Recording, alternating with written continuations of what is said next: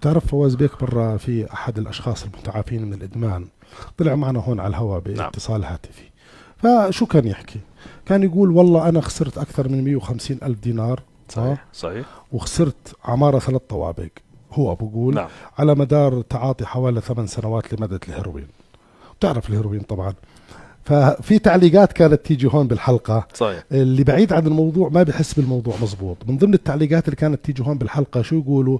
كذاب، مستحيل، مش معقول، شو 150 ألف عمارة 3 طوابق أنت كاين تاكلها أكل.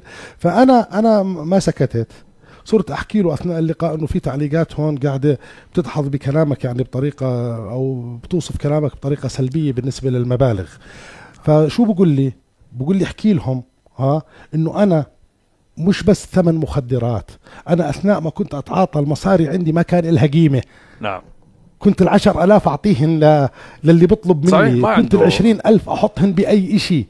بقول انا فقدت عقلي وكنت غير متمالك، لا قواي العقلية ولا الجسدية. صحيح. وتغيرت وظائف الدماغ عندي. احكي لهم انه انا خسرت كل اشي، وفي اشياء خسرتها مستحي احكيها على الهواء. صح. فهذا الحكي ما بدركه فعلا الا الشخص اللي كان مثل حضرتك. نعم. كان قريب من هاي الفئة. تصديق لكلامك سيدي، هي المخدرات ما هي ماذا تؤدي الى التحول في عمل العقل. نعم. من الصواب إلى طرق أخرى. يعني في كثير من الأشخاص اللي مدمنين على المخدرات بقول لك أنا رحت زيارة أنا وزوجتي عند جماعة، قال له تركت زوجتي وروحت، وما بعرف، ناسي إنه زوجته معه.